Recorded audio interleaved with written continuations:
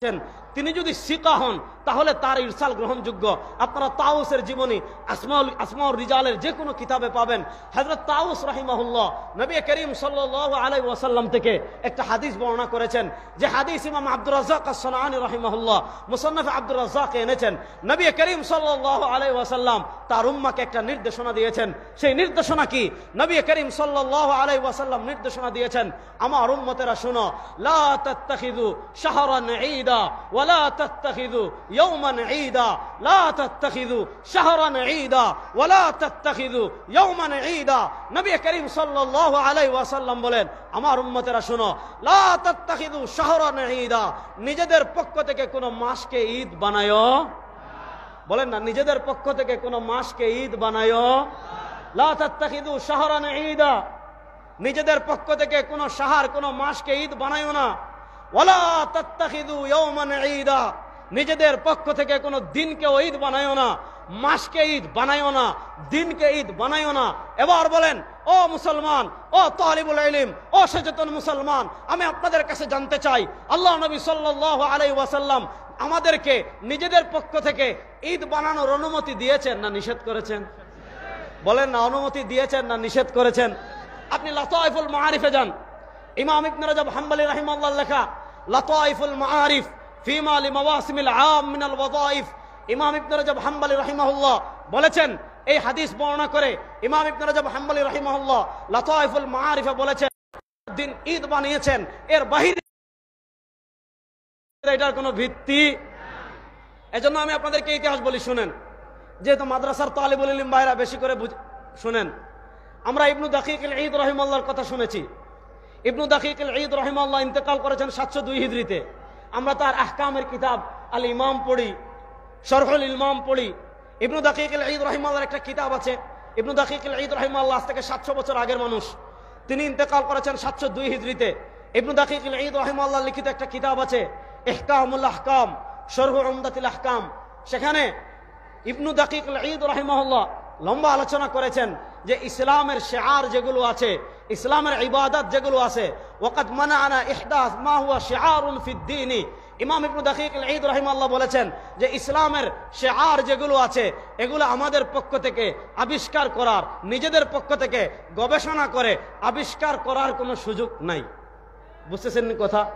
নিজেদের পক্ষ থেকে গবেষণা করে আবিষ্কার করার কোনো সুযোগ নাই। তাহলে যেমন ঈদুল গাদির, উনি উপমা দিয়েছেন ঈদে গাদিরের, কার রাওয়াফিজি, যেমন রাফিদির আমরা চিনি। ইসলামের ইতিহাসে একটা জঘন্য ফিরকা আছে রাফিদিরা, শিয়াদের রাফিদি ফিরকা। রাফিদি ফিরকার আকীদা কি? খুব সহজ করে বুঝেন। রাফিদি ফিরকার আকীদা হলো তাফযীলু আলী আলা শাইখাইন, অর্থাৎ হযরত আবু বকর সিদ্দিক রাদিয়াল্লাহু তাআলা আনহু এবং ওমর ইবনুল খাত্তাব রাদিয়াল্লাহু তাআলা আনহু থেকেও হযরত আলী রাদিয়াল্লাহু তাআলা আনহু খেলাফতের বেশি হকদার। বলেন নাউযুবিল্লাহ। আচ্ছা, আপনারা আমার কথা বুঝতেছেন তো?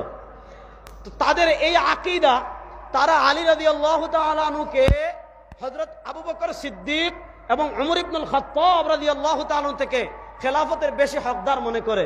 তারা আবু বকর হযরত আলী রাদিয়াল্লাহু তাআলা আনহুকে খেলাফতের বেশি হকদার মনে করার বেশ কিছু দলিল তারা বিকৃতি করে। তারপর একটা হলো, তার মধ্যে একটা হলো হাদিসে গাদির খুম। আপনারা জানেন জিলহজ মাসের 18 তারিখ নবী করিম সাল্লাল্লাহু আলাইহি ওয়াসাল্লাম বিদায় হজ শেষ করে যখন মদিনায় যাচ্ছেন, হযরত আলী রাদিয়াল্লাহু তাআলা আনহুর গনিমতের মাল বন্টন করাকে কেন্দ্র করে সাহাবায়ে কেরাম আলী রাদিয়াল্লাহু তাআলা আনহুর সিদ্ধান্ত মানছিলেন না। সাহাবায়ে কেরাম আলী রাদিয়াল্লাহু তাআলা আনহুর সমালোচনা করছিলেন, অর্থাৎ তার সিদ্ধান্ত না মেনে সিদ্ধান্তের বিরুদ্ধে আপত্তি তুলেছিলেন।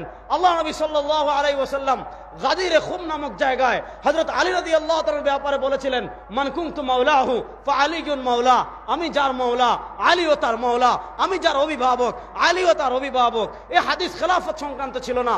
ইমাম বাইহাকি রাহিমাহুল্লাহ আল ইতিকাদ ওয়াল হিদায়া ইলা সাবিলির রাশাদ, ইমাম বাইহাকি রাহিমাহুল্লাহর আকীদার বিখ্যাত কিতাব আছে আল ইতিকাদ ইয়াওমান ঈদা, নিজেদের পক্ষ থেকে কোন দিনকে ঈদ বানায়ো না। যেহেতু আল্লাহর নবী নিজেদের পক্ষ থেকে ঈদ বানাতে নিষেধ করেছেন, সুতরাং 12ই রবিউল আউয়াল কখনো আমাদের ঈদ হতে পারে না। 12ই রবিউল আউয়াল কখনো আমাদের ঈদ হতে পারে এটা ভালো। يقرب إلى الجنة ويباعد من النار ইল্লা ক্বাদ বুয়িনা লাকুম মা বাকিয়া শাইউন ইউকাররিবু ইলাল জান্নাহ ওয়া ইউবাইদু মিনান নারি ইল্লা ক্বাদ বুয়িনা লাকুম। সরওয়ারে দু আলম সাল্লাল্লাহু আলাইহি ওয়াসাল্লাম বলেন, আমার উম্মতেরা শোনো, মা বাকিয়া শাইউন, এমন কোন জিনিস বাকি নেই, ইউকাররিবু ইলাল জান্নাহ, যে জিনিস তোমাদেরকে জান্নাতের নিকটবর্তী করবে, ওয়া ইউবাইদু মিনান নারি, যে জিনিস তোমাকে জাহান্নাম থেকে দূরে সরে নিয়ে যাবে। শোনো, অর্থাৎ যে ইবাদত করে তুমি জান্নাতের নিকটবর্তী হবা, যে ইবাদত করে তুমি জাহান্নামকে পিছনে ফেলবা, যে ইবাদত করে তুমি জান্নাতের পথে অগ্রসর হবা, যে ইবাদত করে তুমি জাহান্নাম থেকে দূরে যাইবা। সরওয়ারে দু আলম সাল্লাল্লাহু আলাইহি ওয়াসাল্লাম বলেন, ইল্লা ক্বাদ বুয়িনা লাকুম, শোনো, যে ইবাদত আছে সব তোমাদের কাছে বয়ান করে দেওয়া হয়েছে। ইবাদত নিজের পক্ষ থেকে বানানো যায় না, ইবাদত কিয়াস করে আবিষ্কার করা যায় না, ইবাদত যুক্তি দিয়ে আবিষ্কার করা যায় না। প্রশ্ন হলো, সরওয়ারে দু আলম সাল্লাল্লাহু আলাইহি ওয়াসাল্লাম বলেন, ইল্লা ক্বাদ বুয়িনা লাকুম, সব বয়ান করে দেওয়া হয়েছে, সব সুস্পষ্ট করে দেওয়া হয়েছে। প্রশ্ন হলো, নবী বলেন সব সুস্পষ্ট করে দিয়েছি, তাহলে সবার চেয়ে বড় ঈদ 12ই রবিউল আউয়াল সম্পর্কে আল্লাহর নবী কিছু বলেন নাই? কথাটা বুঝতে পারতেছি?